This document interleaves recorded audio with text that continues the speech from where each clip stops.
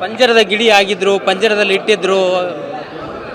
ನೋಡಿ ಖಂಡಿತ ಈ ಹರಿಹರ ತಾಲೂಕುಗಳಿಗೆ ಯಾವುದೇ ಹಳ್ಳಿಗಳಿಗೆ ದಾವಣಗೆರೆ ಜಿಲ್ಲೆಗೆ ಹೋಗದ ಹಾಗೆ ಒಬ್ಬ ಟ್ರಸ್ಟಿ ಅವ್ರ ಮನೆಗೆ ನಮ್ಮನ್ನು ಕರ್ಕೊಂಡು ಹೋಗಿಲ್ಲ, ನಮ್ಮ ಪಾದ ಪೂಜೆ ಮಾಡಿಲ್ಲ.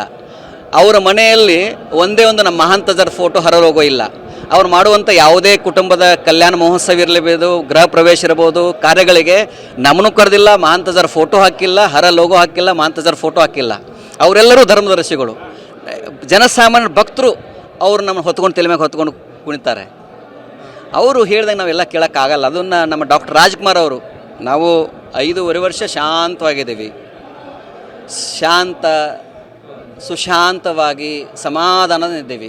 ಅದಕ್ಕೆ ಅಕ್ಕಮದಿ ಹೋಗ್ತಾರ, ಬೆಟ್ಟದ ಮೇಲೊಂದು ಮನೆಯ ಮಾಡಿ ಮೃಗಗಳಿಗೆ ಅಂಜಿದಡೆ ಅಂತಯ್ಯ, ಸಮುದ್ರದ ತಡಿಯಲೊಂದು ಮನೆಯ ಮಾಡಿ ನೊರೆತೆರೆಗಳಿಗೆ ಅಂಜಿದಡೆ ಅಂತಯ್ಯ, ಸಂತೆಯೊಳಗೊಂದು ಮನೆಯ ಮಾಡಿ ಶಬ್ದಕ್ಕೆ ನಾಚಿದಡೆ ಅಂತಯ್ಯ, ಲೋಕದೊಳಗೆ ಹುಟ್ಟಿದ ಬಳಿಕ ಸ್ತುತಿ ನಿಂದೆಗಳು ಬಂದಡೆ ಮನದಲ್ಲಿ ಕೋಪವ ತಾಳದೆ ಸಮಾಧಾನಿಯಾಗಿರಬೇಕು ಚನ್ನಮಲ್ಲಿಕಾರ್ಜುನ ಅಕ್ಕಮಹಾದೇವರು ಹೇಳಿದ್ದಾರೆ.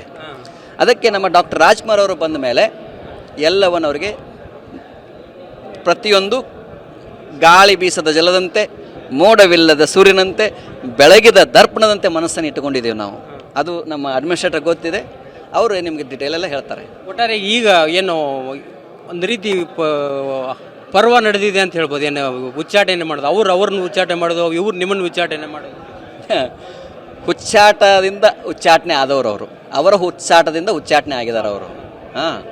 ಸಮಾಜಕ್ಕೆ ಬೇಕಾಗಿರೋದು, ಸಮಾಜಕ್ಕೆ ಅನ್ನ ದಾಸೋಹ, ಅಕ್ಷರ ದಾಸೋಹ, ಆಶ್ರಯ ದಾಸೋಹ, ಆರೋಗ್ಯ ದಾಸೋಹ, ಆಧ್ಯಾತ್ಮ ದಾಸೋಹ ಇಟ್ಟುಕೊಂಡು ಹೋಗಬೇಕಾಗಿರುವಂಥದ್ದು.